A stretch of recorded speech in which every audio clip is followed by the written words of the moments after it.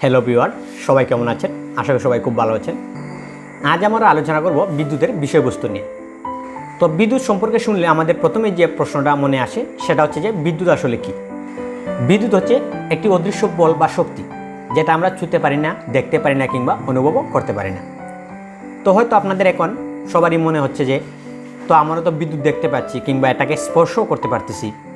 In fact যখন আমরা পরিবাহী লাইনে স্পর্শ করি তখন কিন্তু আমরা আঘাতপ্রাপ্ত হই। তো আসলে এগুলো কিন্তু বিদ্যুৎ না, এগুলো হচ্ছে বিদ্যুতের ব্যবহার মাত্র। বিদ্যুতের ব্যবহার বা বিদ্যুতের উপস্থিতির কারণে আমাদের এরকম একটা অনুভূতি হয়। তো এখন যদি আমরা বিদ্যুতের স্পষ্টটি সংজ্ঞা দিতে যাই তাহলে হয়তো বা অনেকটা এরকম হবে যে বিদ্যুৎ হচ্ছে এমন একটি অদৃশ্য বল বা শক্তি যার মাধ্যমে আমরা শব্দ, তাপ, গতি ইত্যাদি সৃষ্টি করতে পারি এবং অসংখ্য বাস্তব কাজ সমাধান করতে পারি। তো এরপরেই আমাদের যে প্রশ্ন মনে আসে সেটা হচ্ছে যে বিদ্যুৎ আসলে কত প্রকার? তো বিদ্যুৎ প্রধানত দুই প্রকার, সেটা হচ্ছে স্থির বিদ্যুৎ এবং চলমান বিদ্যুৎ।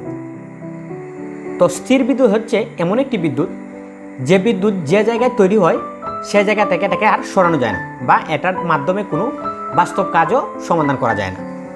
ঠিক আছে, যেমন আমাদের পাইন গাছের আটাকে যদি আমরা রেশম কাপড় দ্বারা ঘষি তাহলে কিন্তু সেখানে স্থির বিদ্যুতের সৃষ্টি হয়। এটা আমরা কিভাবে বুঝতে পারি সেটা হচ্ছে যে যদি এই পাইন গাছের আটাকে রেশম কাপড় দিয়ে ঘষে যদি আমরা ছোটো ছোটো কাগজের টুকরার পাশে নেই তাহলে ওই কাগজের টুকরোগুলোকে এই পাইন গাছের আটাটা আকর্ষণ করে।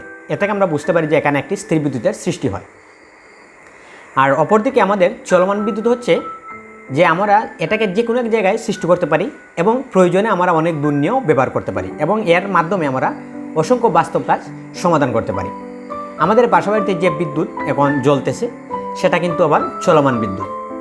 তো বিদ্যুৎ অনেক দূর সৃষ্টি হচ্ছে এবং কিভাবে সেটা আমাদের বাসা অব্দি আসতেছে তা নিয়ে আমরা আমাদের পরবর্তী ভিডিওতে আলোচনা করব। আজ আমরা আমাদের আলোচনা এখানে সমাপ্ত দিচ্ছি। তো সবার সুস্বাস্থ্য কামনা করে আজকের মতো বিদায় নিচ্ছি। দেখা হবে অন্য কোনো ভিডিওতে। ধন্যবাদ সবাইকে।